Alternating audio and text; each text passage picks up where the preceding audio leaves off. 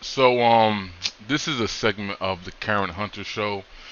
Aunt Jemima sitting right there. She's another, if you don't know, niggercrat who, like Roland Martin, pretends to not be a niggercrat. Every now and then she says the right things, but goes back full circle to just being a niggercrat. The Democrats are going to be our savior and our future, and Trump is bad, and Orange Man bad, and Democrats are going to be right, and obfuscate all the fuck shit that Joe Biden does, but then says we're going to vote for him anyways, and disrespects Cornel West and all the third party candidates that they face because they think it's going to hurt their dear old Joe Biden, who's only going to be a one-term president. Joe Biden never intended to run for 2 terms. But anyways, that's what Karen Hunter is. I have a lot of commentary on the content that she's been giving out. Coming up, she's one of these talentless 10th niggercrats, pseudo-intellectuals. Everybody's dumb and stupid because, they have more success and followers and views than her. And she don't like that. She calls it the anti-intellectual age, but she just mad that the common people don't have to listen to these talentless 10th niggas no more. But anyways, they were talking about Umar in the segment, and I just replied to some of the stuff that they were saying about Umar. Of course, I'm not. I take Umar with a grain of salt. I give credit where it's due and don't when I don't. Um, I think Umar's a hypocrite to be the biggest dick police on Black YouTube next to Boyce Watkins, but to not have a wife and marry is the biggest form of hypocrisy to me. You can't create 2 daughters and not marry either one of their mothers, but sit on YouTube podcasts and dick police black men who are marrying and being fathers and taking care of their family and not creating single mother homes. As much as he wants to defend single mothers, he created 2 of them, so maybe he has that vested interest. But I think that he needs to go back and marry one of them baby mamas, both of them, if he want to be that on some polygamous stuff that he be talking about. But anyways, I take it with a grain of salt, but I do have no issue giving credit where credit's due or not. But these are niggercrats on the panel, both of these, all of them are, but they're giving their take on why they don't like Umar. It's different, right? And I'll give Umar credit because he'll say the thing that the establishment, the niggercrats, the talented folks, they don't want to hear. They don't want you saying it out loud. They don't want you being honest about both parties. They're okay if you trash Trump and the Republicans, but when you start critiquing and criticizing Democrats, they feel some type of way. And that's one thing that Umar's not afraid to do. And I give him credit for that because you need those black voices to do that. Of course, every time you do that, you're labeled a Republican, a misogynist, and all this other stuff. Even though if you go 100% on both sides, you see what they're doing to Ice Cube right now. You know, you see their Cornel West has been a leftist his whole life and all that kumbaya out of the Bernie camp, and you see how they're gonna treat him. And as Cooper said some dumb shit to him right to his face, just mad disrespectful. They just don't want him in that race because they know it's gonna hurt. They think it's gonna hurt Joe Biden. But anyways, third party voters are not gonna vote for the Democrat if they don't like him. They're gonna vote third party, or they're not gonna vote at all. For whatever reason, these Democrats don't get that, and these white bitch ass liberals do. But anyways, let's go over what they were saying about Umar. Because Umar said something about the FBI, this and that, and this Okay. brother's gonna. So, all right. They're going to break down. Let me switch this to the headphones.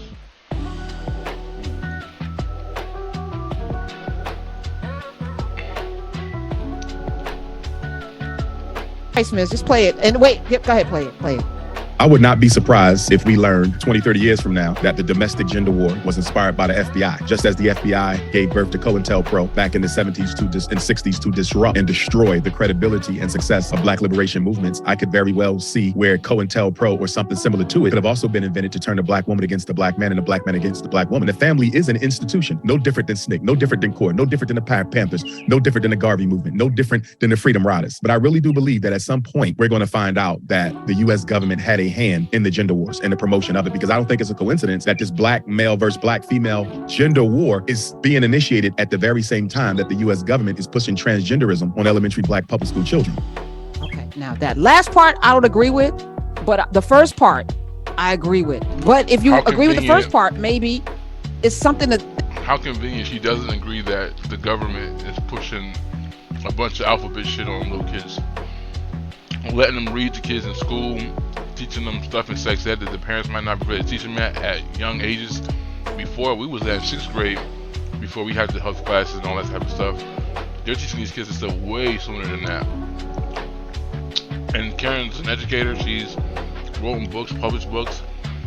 but she can't see that they're pushing this shit on little kids. She don't think about that. That's the one part she don't agree with. She agree with all the conspiracies that you can't prove, right? Specifically, there's no evidence of, but the shit you can see that they're pushing this shit on kids, putting shit in books. She don't agree with that part. She don't agree that they're trying to manufacture the acceptance of that behavior. Think about, right? Maybe some, but as I was listening to it, I was thinking that I'm listening to Gina Yashere, comedian. She's clearly a lesbian. London comedian, really funny. She has a book called Cat Candid, and she talks about joining the Nation of Islam. And it's fascinating, growing up in London and the racism. She gravitated towards this movement of pro-black empowerment, do for yourself, bean pies, the whole, sister, brother, love, the whole thing. And she liked that. And then she brought up Yaqub. And I was laughing because, well, first of all, she's funny, but many of us, we can ignore the Yaqub thing. And it's like we have this cognitive dissonance where we're like, okay, I love this message, but we just gonna, not talk about Yaqub. But should we though? I mean, I don't know. Do we discount the whole message? What are your thoughts? He thinks that the FBI is behind everything. Like, didn't he also think that the FBI is behind homosexuality? Like, yes. You don't find that suspicious? I do. Right. He blames the FBI for a lot. I do too. Racism. But that's a lot. That's what I'm saying. We can take in. Let's chew up the meat. Cognitive dissonance is exactly a correct term to use here, because it's like you want to agree, but then the other one is alternating. Like, what is he? And then the transgender children. What do they got to do with it? Right. It's like, why can't people just stick to? Yeah, I don't know. Why are you bringing the children in there? And he didn't say anything about transgender children. He said they're pushing transgenderism on the children. That's kind of weird right there. He didn't say nothing about kids that are transgender. He said that they're trying to impose or push the acceptance of that behavior and that ideology. He didn't come at the kids who are like that. But look at that fast and loose they just did right there. Them nigga crafts. Especially so in my house, I work very hard with getting people in my house to use the terms transgender male, transgender woman, and not, that's a boy, and all of those things, because I see these children and their struggles. I see them when they come into the emergency room and are trafficked, are involved in all types of trauma, neglect, being kicked out of their home and have to be hospitalized, suicide attempts. So I can't get with that. Now the gender wars, I have to see what Mr. Calloway thinks. I don't want to talk about it. Okay, listen. Here was the impetus for this conversation. If I didn't live in Urban View and in Nubia, I would think that there is some sort of war going on between men and women in the Black community. But because I'm in them streets and I'm seeing people, I'm around folk, I don't see it, right? I don't see the conflict that is so prevalent on YouTube or social media and all of the little battles. It was just a video that I would not share because I don't participate in sharing algorithmic things. I'm not going to keep it going where this is why black women are not attracted to date. There's like always these things. And then Black women then are going to come in and defend ourselves, of course, and then that foments this big fight.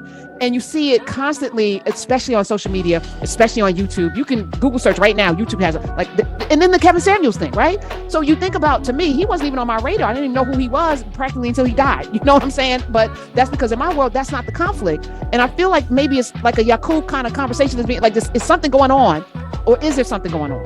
And is it generational? I was talking to Don during the break. Maybe it's generational. We had this conversation at the last Foolishness Friday in Chicago, and a 33-year-old stood up and was like, yeah, among my peers, we're not having this conversation. I said, but you came to a comedy show on a Sunday night with your mama. You're not normal. You're not the regular guy that's.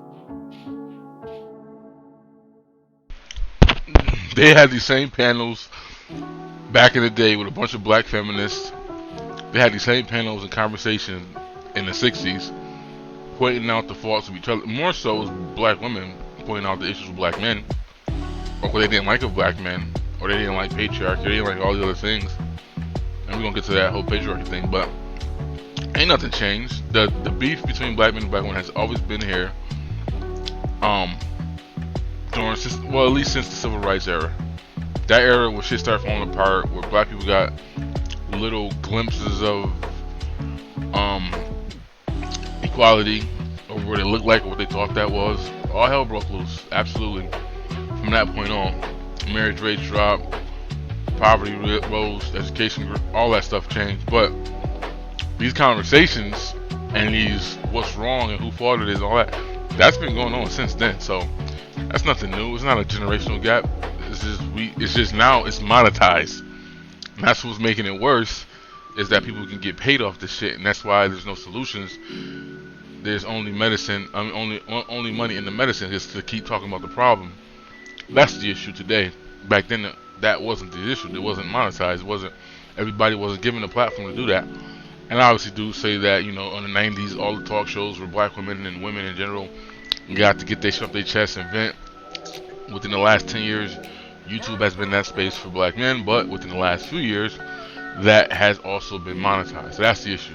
Out there, so you probably surround yourself with similar men. And usually, if you're in those circles of people, you're not going to see it because that's not how y'all roll. But I am concerned at the number of black women who are single, who don't want to be, who want to be in a relationship, who make compromises, who feel less desirable, who are going through this thing about how do they get into relationships, and all of the dating apps and the swiping left and right, and we are the least swiped in of all of the demographics. I just wish that we could have this conversation. And the brother called up and talked about Cornel West, right? Or you could talk about Byron Allen or Robert Smith III, or it's like all of the really truly successful black men are not necessarily with black women, and it financially it makes you say, well, is there something going on? And if there is, how do we fix this? Because I feel like we can't move forward if we're not moving forward as a unit. So that was the impetus, Don. So you don't have to talk about it. No, listen, I think that whole we can't move forward unless it's a unit thing is a cop out. And this goes to everybody. Amazing Lucas said it when he was talking to BGS in his panel. Umar said it when he was on the Daily Podcast, the Daily Hip Hop, or whatever that podcast is called. This narrative of collectivism and kumbaya, all black folks coming together to fix the common cause, that shit is not real. That shit has never happened. It's always been a small minority of people who went out there and they protested, they did the work, and the masses got the benefit from the work that the few have done. This narrative that everybody got to be on one accord is bullshit. That's just a cop out. No, it's never worked that way. I remember people tried to kill the Democrats tried to kill Pizza Man, Herman Cain, R.I.P., whatever that means, because he admitted that he was a mathematician, like he was smart. His father told his ass to go to school and stay in college and don't be out there protesting and looting. And white liberals tried to attack him on that. But I'm looking like, how many of y'all grandparents was out there doing that shit? How many of y'all grandparents or parents was out there looting, rioting, boycotting, whatever, during the civil rights era? I know mine wasn't. My grandmother was divorced with 3 kids. She went to work. Along with most of my family. Like, every black person was not out there. In fact, it was the young people who were out there doing all this stuff. The old people was cool and content and happy with what they had, and they was like, yo, y'all making too much ruckus and y'all wilding out. Dr. King didn't have control over them young people. Dr. King leveraged the young people who were out there rioting and messing shit up, but he had no control over them. None of the old black people did. But yeah, I don't like that cop out that we constantly say. If we don't move in one accord and collectively, no group does that. No, there's never been an example of that in our country or in our community either. A faction does it, and the rest benefit from that small faction who get out there and do the work. I have been with you a long time and have not yet had to speak on either Kevin Samuels or Umar Johnson, Dr. Umar Johnson. So I guess every dog has his day. I can run no further. Let's be honest about something. Globally. Notice that he called him Dr. Umar correctly, right? Watch what the chick does. And across racial categories in the United States, male isolation is real. The incel is a real thing. These are a generation of lonely and increasingly isolated males, particularly in the post-COVID era, who don't have those substantive interactions with other people who are unlike them, and who may be disappointed in themselves for some type of, career not looking like you thought it would, or romantic life or financial life not looking like you thought it would. And male isolation is real, and they are able to congregate now because of mass media, social media, tech that is able to shrink the world. And the problem in the African American community specifically is that it produces voices like a Kevin Samuels and a Dr. Umar, who happen to be educated, both of them happen to have been educated and uniquely articulate, but their fundamental premises are based in a very deep misogyny. And it's not even that far beneath the surface. The problem is, not the problem is, but one of the challenges is that I do believe that, let's just talk about Dr. Umar, right? As opposed to my dearly departed frat brother. Shout out to the Nukes down in Tampa this week, Kevin Samuels, right? If you look at it, Dr. Umar, there is something in Dr. Umar's worldview that appeals to my soul because I can tell he deeply loves Black people. I can also tell he does not necessarily love every Black person beyond straight Black men equally. He is deeply misogynistic. His general Pan-African / patriarchy rolled into one. The theology fundamentally amounts to that women need to go back to the pre-gender war days and submit to the leadership of a male. That is not egalitarian. And fundamentally, I've been saying that Black people are that way. For all the people beating their chest talking about patriarchy this, patriarchy that, that's not who Black people are. And I don't even understand why he's calling Umar a misogynist in that era and or supporting patriarchy. Well, I'm sure Umar supports that same worldview. Umar might blame Black men for being leaders and the failures in the community, but that's just gonna be the men's fault in every community, regardless of what system or structure you fall under. But you heard what he said. He's like, that's not egalitarian. He's accusing Umar of something that I don't think Umar has showed or illustrated. He's been critical of both, but he's even harder on the men, that makes sense. But to call him misogynist, I don't get where he's getting that from. And to say that he's on some patriarchal, I don't get that either. Because Umar, like most Black preachers and most, fast talkers that be ripping people off and all that, they know the benefit of women. Case in point, if men were doing what Umar said, if dudes were doing what Umar suggested and being leaders in the home, men like Umar wouldn't have any success. Men like Boyce wouldn't have any success because the men would be to protect them from men like that. The Bible talks about silly women who are easily deceived, and you gotta watch out for them and protect them. But the men that they would be protected from are men like Umar. So again, case in point though, I don't get why he's calling Umar a misogynist. I don't get where he's getting this. He's patriarchal. I think Umar, like most Pan-Africanists, most Black nationalists, subscribe to an egalitarian model too. So I just don't get where he's coming from. But my other point is that that's what Black people are on, period. This is an educated Black man who I'm sure has his shit together. He's anti-patriarchy, like most niggercrats and leftists and feminists and all other stuff. Maybe the only time Black women are Republican or are conservative is when it comes to money and men, like that whole Ebony K. Williams, Bill Cosby pound cake speech of the bus driver conversation she had. But that's the only time Black women become Republican and not egalitarian, when it comes to them wanting to be provided for. Now when it comes to the power and the control, they want access to that. But when it comes to spending the money and taking the responsibility for things, they don't want that. We already know that. That's the dialogue that's been on YouTube for the last 15 years. it's not a reflection of someone who loves Black people enough to lead us towards the liberationist activity that we need. And the reality of the matter is that liberation is impossible without Black women. And it's impossible when we are pushing them to the back of any type of substantive movement.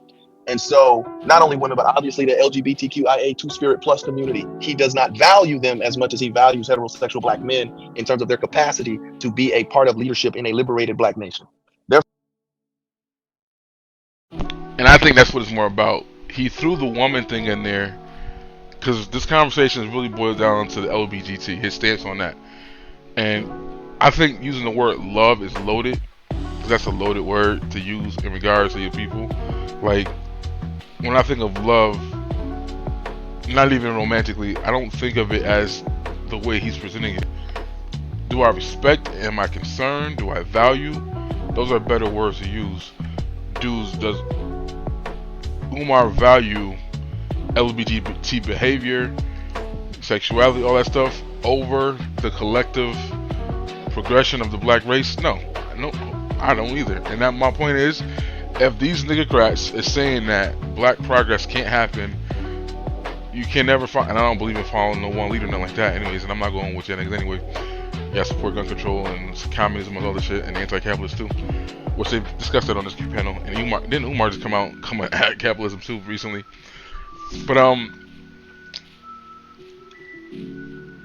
just think that their argument is that unless black folks as a whole, what they really mean is heterosexual cis black men, until we affirm and co-sign and promote and push and get out there and march with the alphabet people, that black progression should be on hold, it should be paused. And it's weird. They try to throw the women in there to say he's a misogynist, he don't care about women, but that's not Umar. He's definitely on some egalitarian, on some female worship shit. So you can't say that he's that. But they did the little switcheroo and says, okay, we did that first, but what we really want to talk about is his stance on LBGT.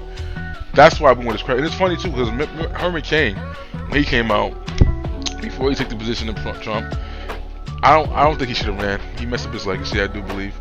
Not by being with Trump and all that stuff, but just simply by him not know how to articulate and how to communicate properly. He's not built for it. But he was, policy-wise, though, which no one paid attention, he did have some good stuff in there.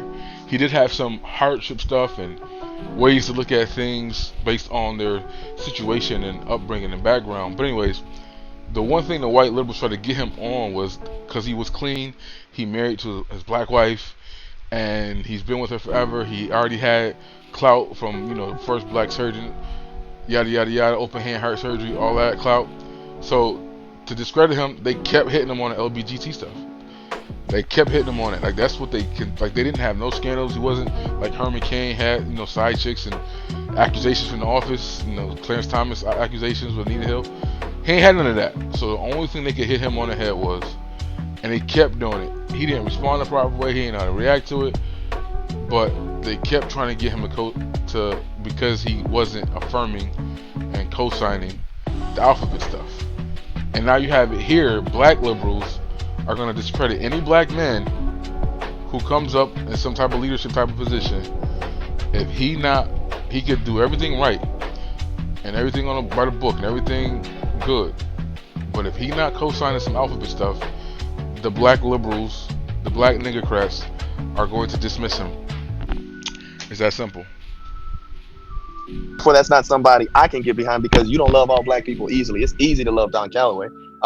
The good brother Damon Jones writes a piece called Straight Black Men Are the White Men of Black Folks. Yes, it is true. I am extraordinarily privileged, right? So it's easy to love me. It's easy for Dave Chappelle to attack the trans community because it's easy to love Dave Chappelle, right? He is a rich, straight black man who has created... See? Dave Chappelle makes jokes about every group. Women, white, black, all that. But this niggercrat is saying he attacked the gay community. When ironically, what the point that Dave Chappelle is making in all them specials is that even in that hierarchy, even in that space, they don't all agree with each other. They don't all like each other. And the white man is still in a position of power in that whole space. The white dude is still driving the car. The white gay man, the white trans man is still in the front seat driving all the other letters in that group. And most black people miss that. But that was to me, that was my interpretation of his point from his whole comedy, from the first time he did it till he probably got mad as they came at him and just kept going harder than he wanted to do. Pause. But I think that's a fundamental thing that most people miss. Most black people miss. That he's trying to say, yo, these rich, white, elitist, gay dudes are no different than the ones y'all talking about who are heterosexual. Yet y'all up here championing for this cause, ignoring the damage and the drama and the racism and the prejudice and the classism within this circle. Admirable progress for himself. But do you love the nigga on the corner who might be queer, wearing a t-shirt, trying to hustle, right? Do you love him? Do you love they? Do you love a black person who has the audacity to identify as a they and confuse and disarm every human you might meet, right? Because you only ask to be called by your name, even if it's not what you look like or what you think I should look like to you, right? So until a leader emerges who loves all black people equally, you should, and if someone says things like Kevin Samuels, like brother Dr. Umar Johnson, who I think has a lot of value, but he's a hard no for me because of these reasons I'm articulating. But even for brother Umar, who appeals to my straight black male soul, and frankly, probably appeals to a lot of the black nationalism in both of you all as educated sisters, we cannot elevate someone who is not willing to holistically love all black people. Dr. Danny's like, nope. Me. Well, Dr. Danny, before you respond, this is why I love having these conversations, because I never really knew, because we never really talked about this, Don, how much you care about all people. Do you know what I'm saying? Like, there's certain assumptions you can make, frat, Morehouse. There's certain kind of, ways in which brothers roll, and it feeds on itself, much like an incel, in the sense that there's an agreement within the group about, how much misogyny you're going to accept, whether you're going to check and challenge people. Yeah. And it is the responsibility of the people inside the group to check everyone in the group to behave a certain kind of way. And if you're not in the barbershop when the talk is happening, when the little boys are in the seat saying, no, that's not how you talk about women.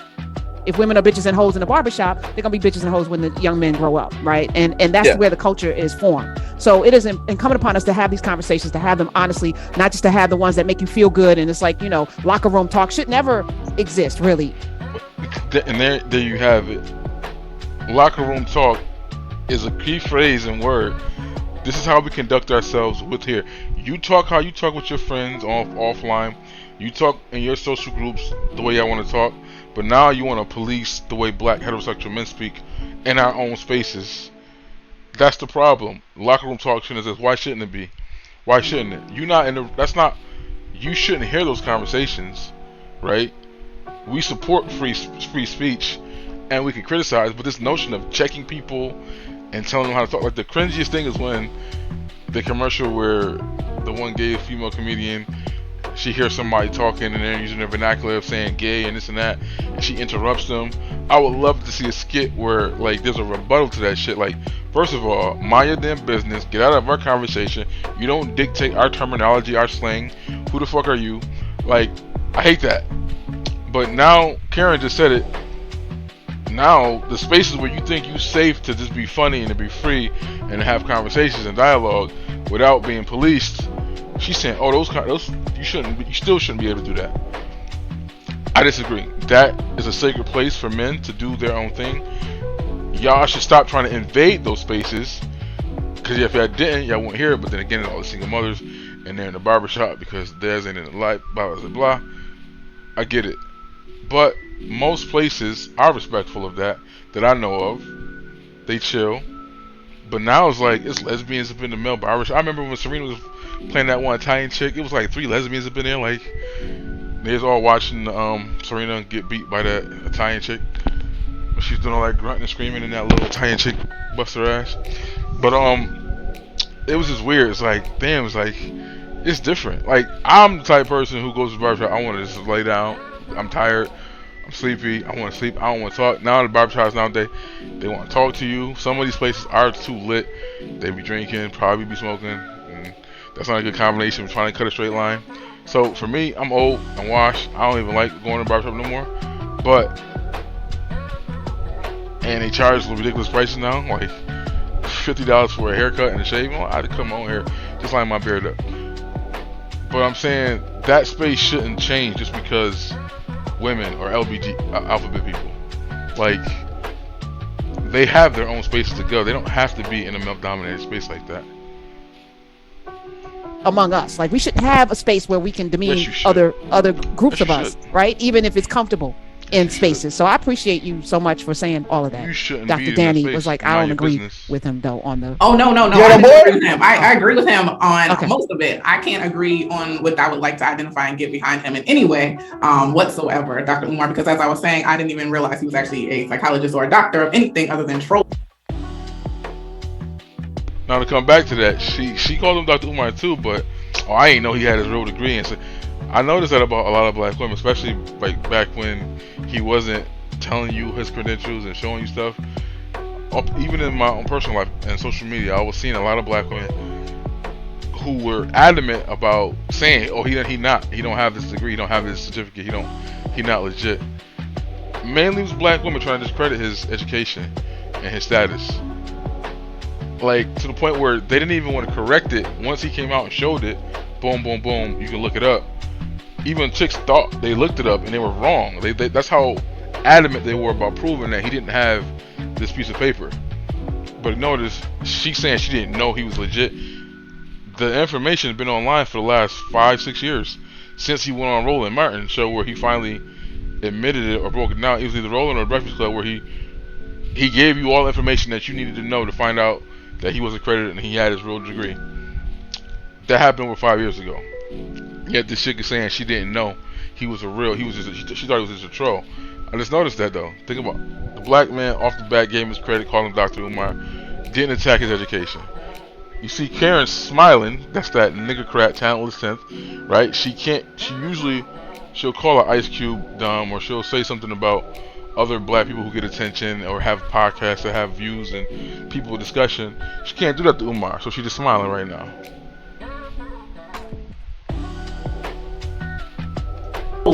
Up until about an hour ago, but it's divisive. So my issue is it's divisive, and it's really mucking up theories, because yes, Pan-Africanism is going back, loving where you came from, Sankofa, ending even in their own way, ending generational trauma by addressing things and knowing where you're from. That's what Pan-Africanism is supposed to be about. But now you're mixing in your own views by trying to act like it also means having problems with people from the LGBTQIA we can go to Africa. It also seems like, we're having a different level on equity for men and women. But if we actually do go back to Africa and look, we see that there are tribes where women are the leaders. We see that there are kings who are women, female kings. So we saw the movie with Viola. Thank you. But no, bitch. There are no tribes with female kings. That was a movie. There's one tribe that had female warriors, and they was capturing niggas and put them in slavery. We just saw a movie. This is an educated black woman who said there are some tribes, and specifically name them. Name the tribes that have female leaders. Name the tribe that had a female king. None of them had that. They had female warriors, because all the men were killed by other tribes and they had no choice, but it was by necessity. It wasn't by, they're just these great warriors and we're gonna put them out there. That happened by necessity. That happened as a last result, because all the other men were killed and they died off. That wasn't the goal. There's never been no female situation like that. And what happened to them when the French got tired of their shenanigans? Okay? Again, this is an educated black woman. Just said a bunch of bullshit out of her mouth. If you're going to say there was this tribe that had this leadership of females, you need to name that tribe. If you're saying that there's a tribe that had female kings, not a movie that was based on fiction and watered down what they were really doing over there. But get back to her bullshit.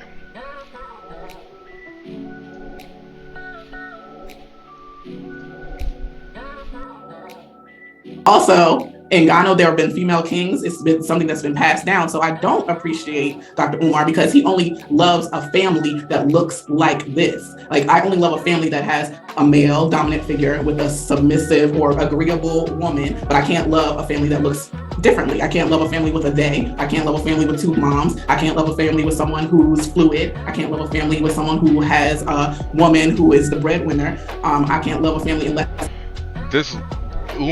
I've never heard Umar ever speak of any of that. I've never heard Umar say any of this stuff that they're trying to label him with the patriarchy. Now, we have heard him say stuff about the LGBT, and not criticize him, but just pointing out how a lot of this stuff comes out from his professional point of view, his view of counseling. One of the biggest issues is that, and shout out to Dan Freeman, aka Avenue Rants from years ago, had probably one of the best 3-part series on molestation in the black community and how that leads to homosexuality. That shit was fire, and he did that shit over 10-15 years ago. No, 15, maybe 20 years ago.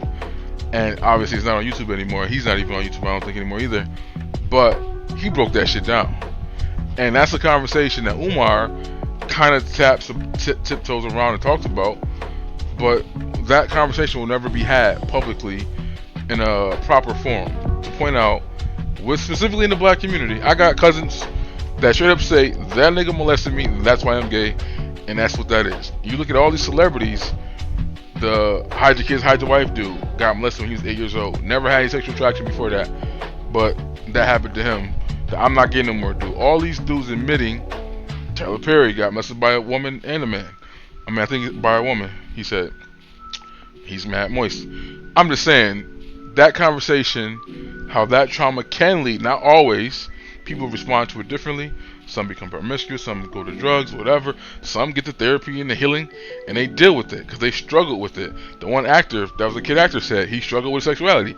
He ended up not being gay, marrying a woman, having kids and family. Donnie McClurkin, that motherfucker, he basically said every man in the church in the choir was touching him, and that was the issue. But that conversation, the black liberals, the white liberals, they're not gonna let that conversation be had. And Umar, again, he tiptoes around it, he touches it, but he hasn't really had a full-blown discussion. They need to have an interview with a bunch of these black people who are honest and say that my sexual confusion came out of a traumatic situation, being molestation or rape. And that's what Umar has said, and they're going to fight against him even declaring that, because for them, they were born that way, not they were put that way through trauma. It looks and fits this model, and then I perpetuate these lies that these models fit Pan-Africanism or that these models are black nationalism when they're not. So I cannot get behind him. Pan-Africanism, okay, we ain't even gotta do that. Go to Africa and see the female leadership, and see in Africa they are more patriarchal. In Africa they are more male leadership. In Africa the women are more submissive. So you're accusing Umar being something that he's not, which I don't understand how he doesn't even see that. No, he does. You know how Umar said it? Remember in the daily podcast, he said to the sisters that want to hop the fence or hop the pond and go date African men, he said, no.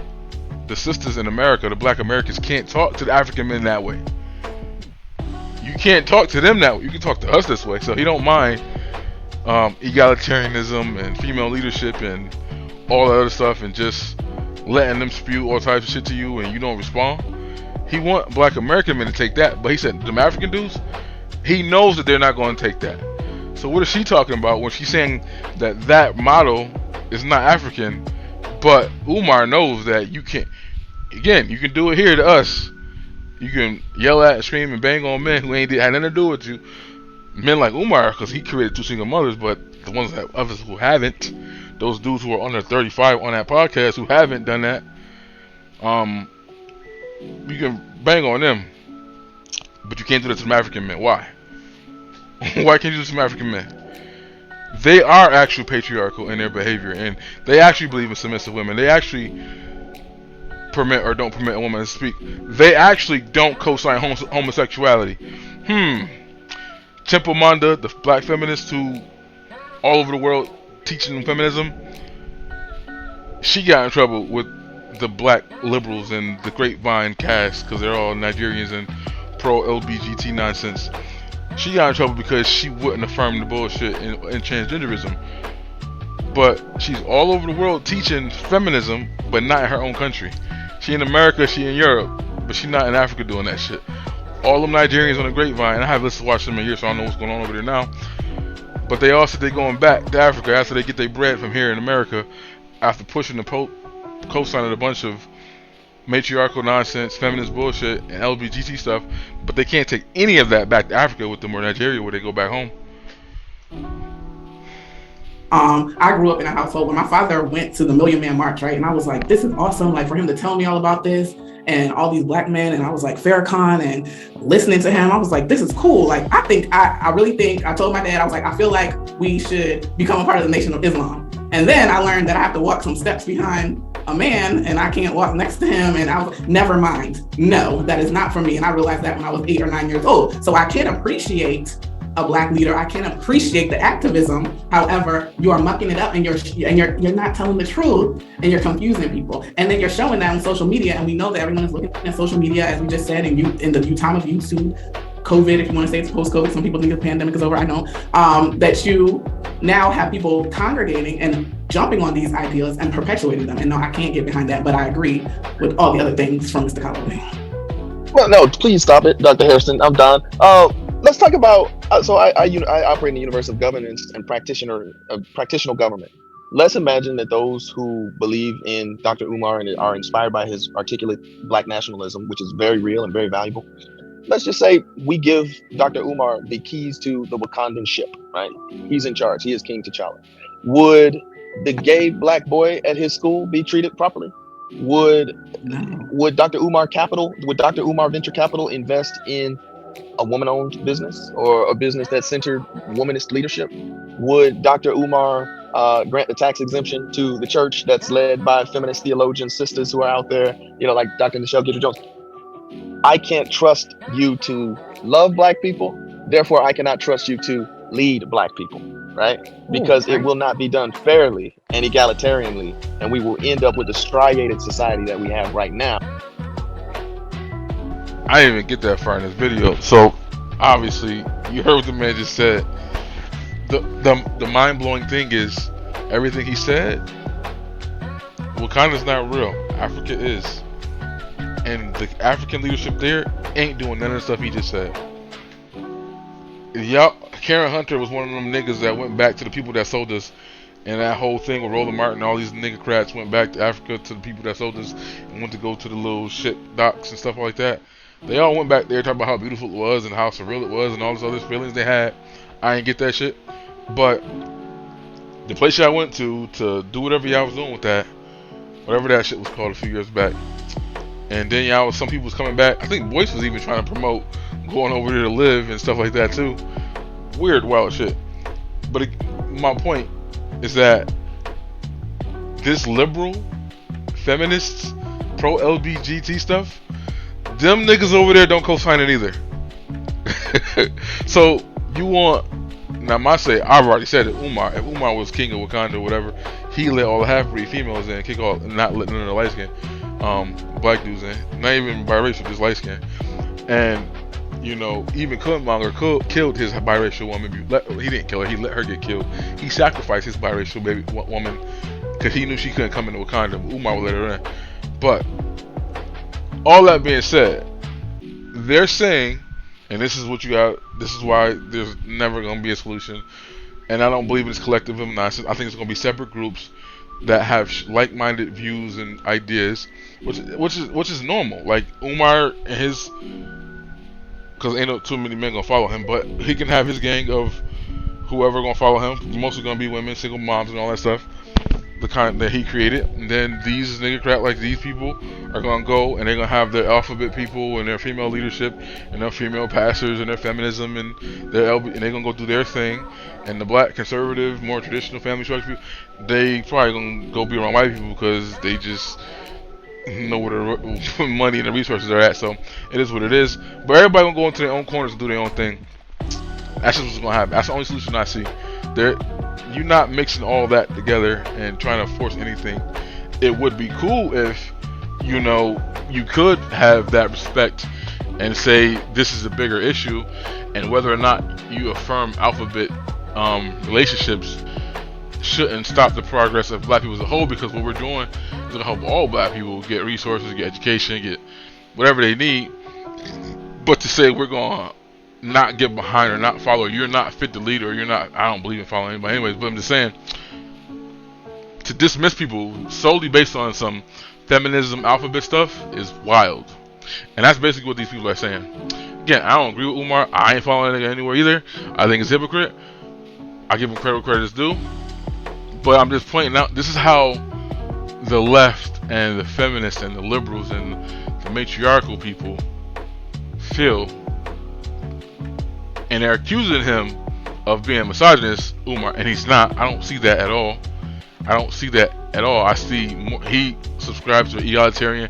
I think Umar understands the situation and the plight. He comprehends the number of women who are ahead. He even didn't, when he responded to Ebony K. Williams, he understood her argument of wanting to be with a man who made her economic level or whatever, but I'm sure he doesn't shit on black men who are with a woman who is ahead of him financially. He don't do that. I haven't heard him do that yet. He understands the circumstance. He was an educated black man. He knows what the classroom looked like, him to compare to his female counterparts. So I would think he comprehends those things. But these black nigga crats on the screen, they just told you straight up, and that's how all of them feel. If you're not affirming some alphabet stuff, if you're not affirming some matriarchal stuff, some feminist stuff, why would I? Like, if you over there doing your feminism theology stuff and you want a tax break, I don't co-sign it. But if you follow the guidelines here's your money. If you want some alphabet stuff and you need help and you need resources, you need this and that, your sexuality doesn't change that. But they're going beyond that. They're saying personally, you gotta feel some type of way and accept it. I could give people respect for who they are as human beings and value their life and not value the shit that they're on. They don't seem to comprehend that. This is a long ass video. I ain't did a video this long. But with a whole bunch of more melanated folk. And that's something we can't afford. Let that be the litmus test. If you can't be trusted to love black people, you cannot be trusted to lead black people. All black people. All of the black people. All black people. All black people. I think that should be the litmus test for anybody who wants to walk in leadership.